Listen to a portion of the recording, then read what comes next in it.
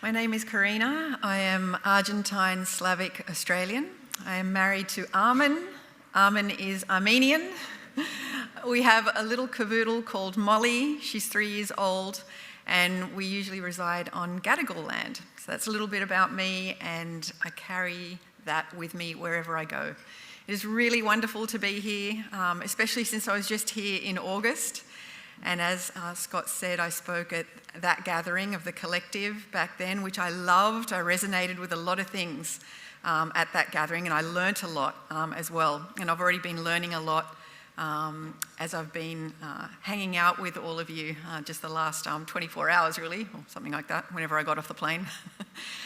Okay, good things come from the edges. Edges are liminal spaces where one thing ends and another begins. It takes courage to walk a fine line and to stay at the edge. It isn't safe, but it's risky. It's a place of messiness and transformation. But it's when we're playing at the edges that we experience innovation, creativity, and impact. The edge entices us to go deeper. So I believe that as we hear voices from the edges and think about issues coming from the margins, our society and our church flourish. And as we listen to the voices coming from edges in our lives, our community and church, we see transformation in us, our community and our churches. So centre or core thinking is prevalent and it's needed in our society. The edges exist to highlight the voices and issues that our world and churches might be pushing to the side, to the detriment of our learning and growth. So transformation happens at the edges, and edge voices contribute to the reimagination of church, faith, and mission. That centre-edge dynamic is important for us today as we think about emerging ecclesial forms. And that's what I wanted to talk with you about today, this centre-edge dynamic and how it relates to emerging ecclesial communities. So I wanted to talk about that a little bit this morning. In a post-Christendom context in Australia today, we need all kinds of ecclesial communities to emerge. We need faith communities, we need traditional or inherited church forms, so more centre church.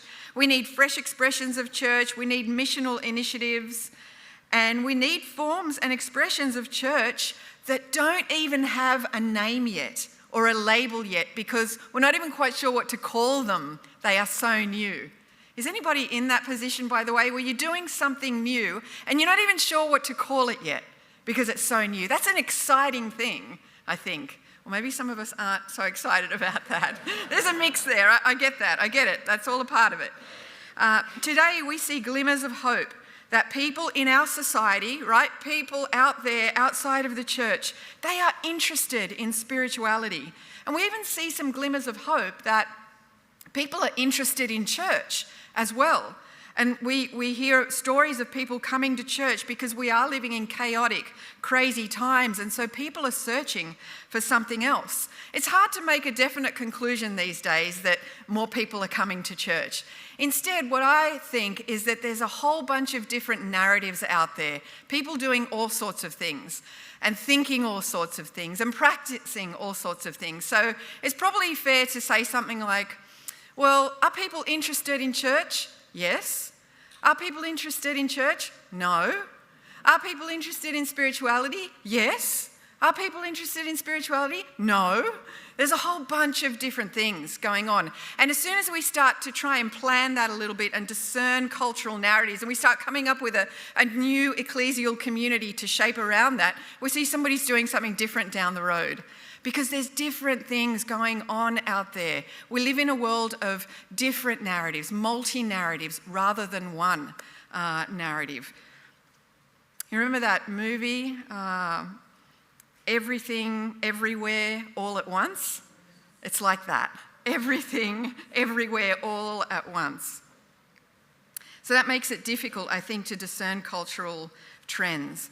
Our posture is to be faithful listeners and practitioners to be God's people for today's times. Being God's people for today's times isn't a pragmatic strategy where we strain to be relevant to our world. We don't contextualize the gospel because of a consumerist, capitalist narrative that freaks out and says we need to give people what they want, or we need to give them more options, or we need to be like everybody else so that they like us. That's not what we are talking about here. Instead, we want to encourage a generativity and a diversity of ecclesial communities because God's kingdom is creative, because God's kingdom is multiform, because God's kingdom is diverse and open to possibility and imagination. And if you were here last night and you've been listening already this morning, hasn't that been the theme? Creativity, imagination, as these beautiful young men and women sang this morning already about this richness of the kingdom of God, this colourfulness. I've been really struck by a phrase in Ephesians 3:10, which talks about the manifold wisdom of God revealed through the church. The manifold wisdom of God revealed through the church. And if you do a little bit of research around the word manifold, there's a picture there. And the picture is a tapestry with many threads, many textures, many colours. There's diversity, complexity, richness, a depth. It's intricate. The manifold witness of God revealed through the church. This is why we encourage a diversity of ecclesial communities. We who follow Christ swim in a sea of miracles, mystery, and complexity. And our faith tradition is not a dead one, but it's living and breathing, and it is unafraid of being adaptive. God moves in and through particular people in particular places, which means the presence and activity of God looks diverse and rich and multicoloured in different places and different times. So what I want to do this morning is flesh out a little bit what Glenn started talking about last night when he presented to us all these beautiful pictures from nature, beautiful metaphors from nature, and how we can live that out as a church. And by the way, there is a field of interest, a growing field of interest in our world today called biomimicry. Look it up if you've never heard about it. And it is where people look at nature, we study nature, the principles of nature, and we apply it to organisational systems, whether it's in medicine or education or the corporate world, the business world as well. And we are learning from nature and we are applying the principles of nature to those systems. And that's what Glenn did last night. He applied the principles of nature to this living organism that we see as the church. And I love that. And you know, we also want to be listening to First Nations people, right? What can we learn from our brothers and sisters about nature and how we can weave this into the ecology of the church? Later on in my workshop, I'll be talking a little bit about Dardiri, the Indigenous practice of deep listening. How do we listen better to our community? So how does all of this relate to the edges? How does it relate to this centre-edge dynamic for us in the UCA? We are well positioned to live out this dynamic in a way that brings renewal and imagination to the church and faith and theology. We have a history in the UCA of being advocates for the margins and edges. We speak into the issues that are important today. So we have a good reputation, I think, out there in our community. If we think about centre or core churches, centre churches are stable, they are a visible presence in our community. Centre churches are visible, they have big church signs, people are able to walk into those churches and feel safe. These churches are recognised for their community work, working for the marginalised. Often they can offer things like faith-based schooling, elderly care facilities, social housing. Communities turn to them for funerals and marriages. Centre churches belong to global networks and denominations which give them inherited traditions and institutional strength. They have credibility in the broader community. Centre churches have resources and property. We need these churches. You can probably think of some centre churches in South Australia that fit that description. And we need to find ways to keep supporting these centre churches and leaders in these challenging times for the church. And we need renewal and missional thinking and practice for those churches. If we think about edge leaders and edge churches, they exist on the margins of the centre church.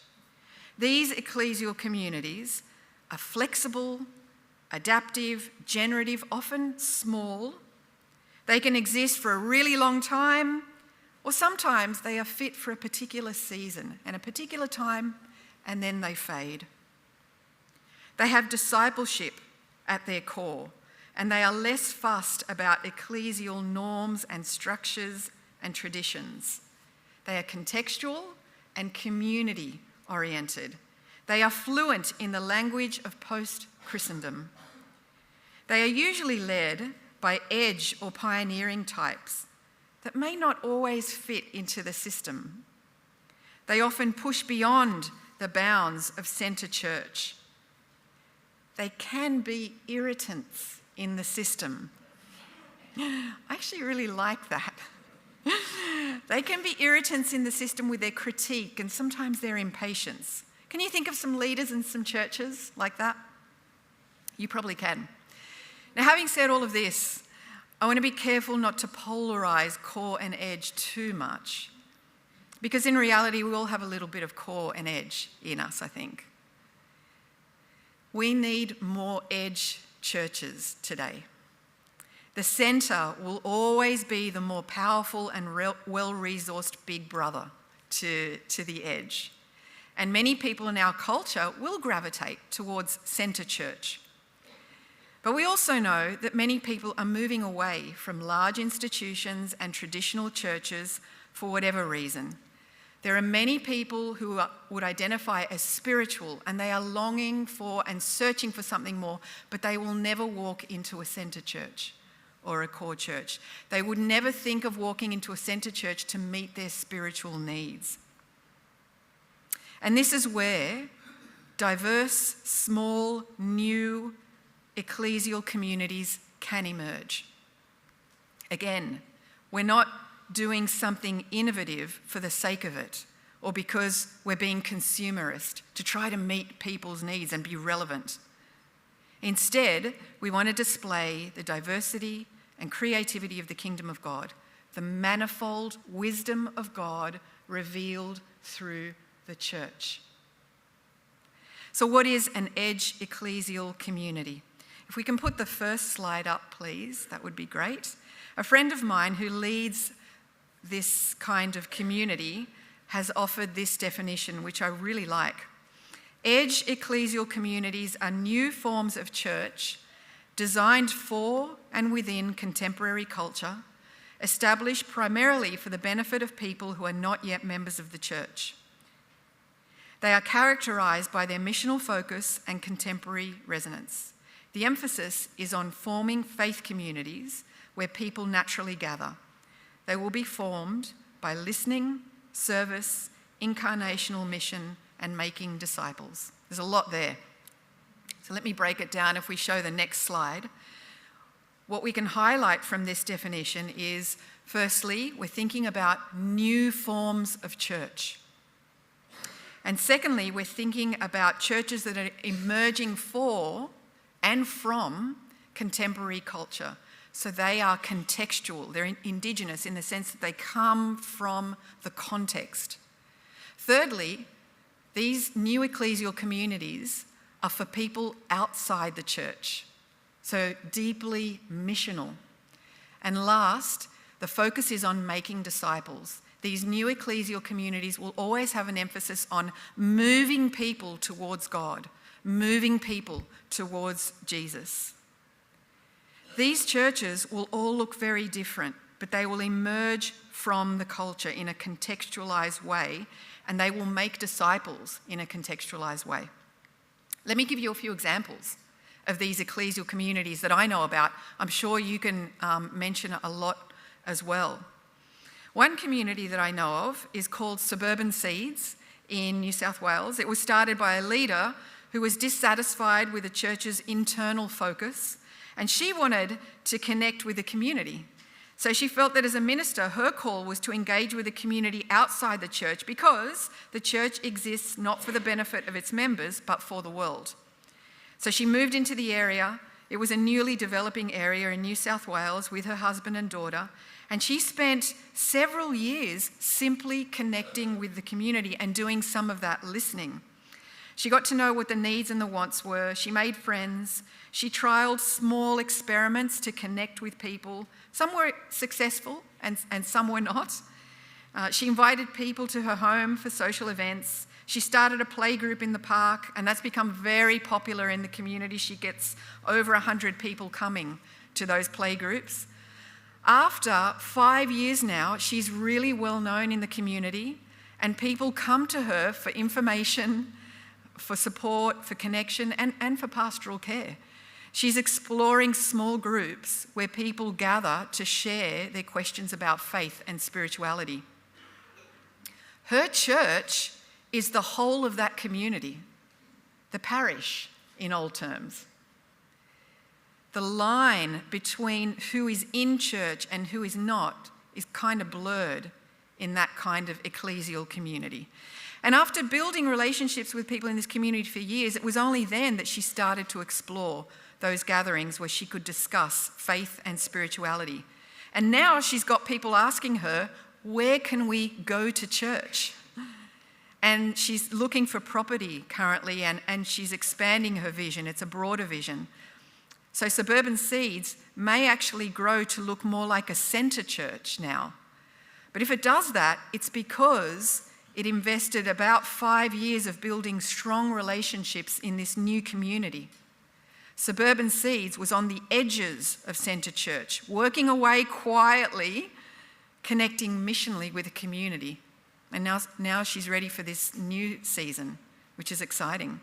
Another story is the Meeting Ground. So this is in the Central Coast in New South Wales. This community doesn't want to hold their gatherings in a building, but rather in a home. They gather weekly, they share their faith through discussion, questions rather than a structured sermon. There's no advertising about this community. It's by word of mouth that people come. They start with a meal, good coffee, and then they share. The kids sit with that sharing time as well. Some people have no faith. Most people are Christians who are deconstructing and constructing their faith. People come for community and a sense of belonging, even though they might all believe quite different things. So you can see that ecclesial form is very simple, very adaptive, relational, and non-hierarchical. Lastly, there's the example of the faith community that my husband and I facilitate. And we call it the Surrey Hills Gathering. That's where we live, in a suburb called Surrey Hills. Our dynamic looks a bit like this. If we can put that slide up, please. We focus on connecting with the community, and that's where most of our time goes. So most of our time is spent out in the community, connecting with people. So all we do is we turn up to community events and community gatherings. We join community organisations. I've been on the Surrey Hills Neighbourhood Centre board now for over 5 years, and we participate in that space.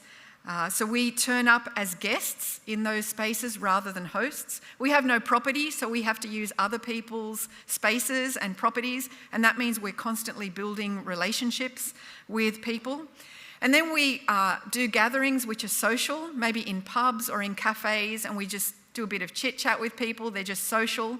And then we invite people, if they want to come, to what we call our Sunday gathering. And that's a monthly event for people who want to talk about faith and spirituality. And we have all sorts of people turning up. None of them are Christian, but they are exploring. And we definitely see discipleship happening in that space, but it doesn't look the way that you might think. It's quite incidental rather than intentional, even though we will always talk about our faith and our Christianity, and everybody in the group knows that we are Christian. And sometimes they ask us questions about God and about Jesus. One of those people has decided to become baptised. They got baptised down the road at the local Catholic church. Somebody else has decided to start coming to Centre Church with me.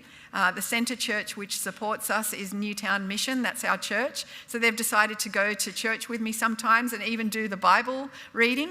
Others would never go to Centre Church. They're not interested. They would call this their church. Some people wouldn't call that space their church. But my husband and I feel that when two or more are gathered in Christ's name, there is Jesus among us. So we believe this is a church for us. We also believe in mutual transformation in that space, and so we all share our wisdom, and we expect that we will all be transformed as we leave that space by our shared wisdom. We hope that we become more fully human after we leave that space.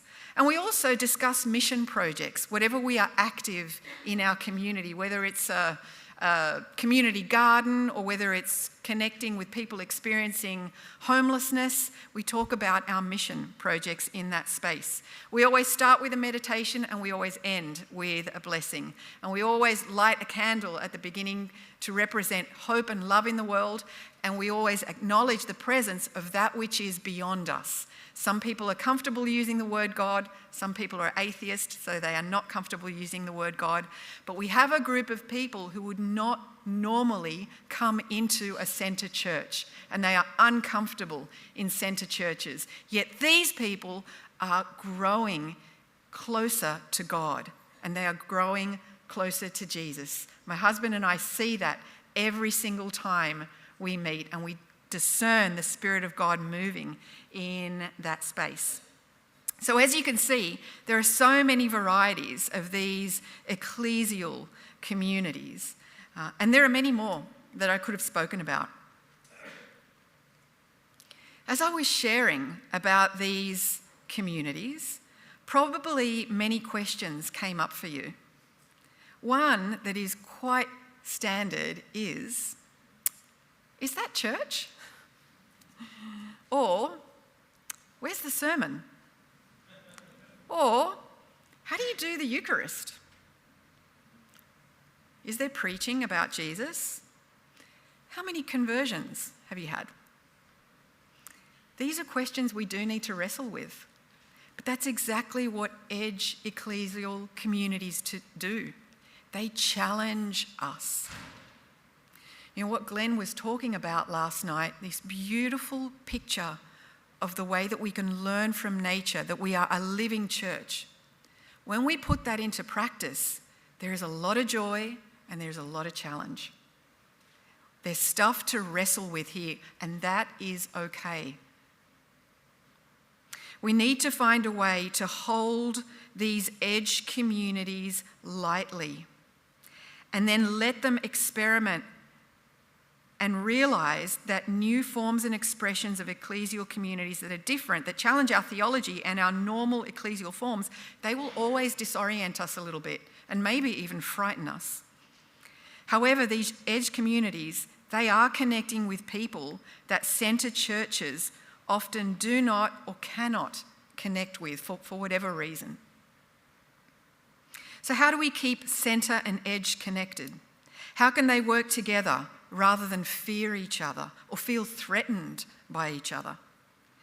A common concern coming from the edges is that they often feel forgotten or marginalised by the centre. They don't feel supported, they feel misunderstood, and that often pushes them out of denominations, and they end up doing their own thing outside of denominations. A common concern of the centre is that the edge is too critical or threatening tradition, heretical even. So unless there's a confidence in the centre, then the centre sometimes unknowingly can push the edge out. I've been really interested to reflect on the Catholic tradition that, we know the Catholic tradition is very traditional. It's very staid, yet they've got something called orders, like the Franciscan order, the Benedictine order, and they do things very differently, theologically and ecclesially. Yet they've managed to call all of that Catholic. I think that's an interesting thing for us to think about. How do we accept the difference that's out there, yet all belong to the same thing? So I think one way core and edge can keep connected is by practicing open communication and a willingness to take risks. And that, along with a willingness to stick it out, to hang in there with a sometimes unsupportive system. I love this comment in the Anvil Journal in the UK, focusing on innovative leaders. If we can put the next slide up, please. They talk about pioneer innovators. Pioneer innovators are leaders who, with their teams, venture out beyond the edges of the church's structures to explore the creation of faithful expressions of Christian life among people of a new context. Their innovations, which provide an initially disturbing influence on the inherited church, in some cases become welcomed by the broader church in time. It is important to affirm, however, that the length of time may well be unknown, certainly significant, a time in which the church needs to protect the vocation of these people, trusting that the fruit of their ministry may be a generation or more in the making. And that's been my experience of edge communities. It takes a long time to see the fruit, but there's something going on there in the ecological system. There's something going on there underneath that field that God is doing, which might not be seen, but it is happening. I also like what former Archbishop Rowan Williams once said about core edge dynamics. If we can put the next slide up. He says, there is the growing edge, the abundance of new things happening with the new challenges about worship and ministry they bring, and there is the so-called routine, the ordinary life of the parish, where people are unobtrusively introduced to Jesus Christ daily. And these two are really one. And what gives this church its solidity. So he's talking about how we really need both, and that is the church. Not just the core, not just the edge, but both constitute the church. In a book called Intentional by New Zealand ministers Justin Duckworth and Alan Jameson, the whole book is about this core edge dynamic. If we can put the next one up. They say the church must be rebuilt and realigned. Centre church leaders focusing on core competencies help rebuild the church. Yet the church must also be realigned to cultural needs and influences by the incarnated alternative of Edge Church for real change to become a reality. And that is the tension. So both core and edge need each other and influence each other. Edge can bring transformation to the centre, and the centre can bring stability and support. Both are the church. So as I finish, how do we identify these edge leaders? How do we resource them? And how do we resource and flourish these new ecclesial communities? Well, I think Scott and his team are already doing something in that space, which I've learnt from quite a bit when I was here in August, gathering people who love the community, whether chaplains or deacons or ministers or pastors. Now, how do we train these people to flourish in that sense of innovation, that manifold wisdom of God? What does that look like? In our context, I've come up with a little bit of a pathway, and if we put the next slide up, I can show you that. And this is just what we've come up with to think through how we can resource these leaders and communities. The first step is explore. So that's just a gathering that we hold on Zoom where anybody can come and find out about doing things differently and innovation and fresh expressions and new ecclesial communities. And the second step is form. So that's all about training these people, because edge leaders need specific training around this. Otherwise they can fall off the map. We want to encourage and support them. And so we're designing lay leadership certificates to do some teaching around that. And then lastly, connect. How do we keep being lifelong learners, keep connected? Just because you get trained once, we need to keep getting trained and keep learning. And so that's about connection and also authentication. What does it look like to work within the system, to be authenticated, whether it's a pastor or a minister? What does it look like to be brought into that core system and held lightly to that? So that's what we're doing over there, and I can talk more with you about that if you like. Let me finish it up with this quote by Diana Butler Bass, who's a theologian. She was talking about core and edge when she was watching a hurricane once.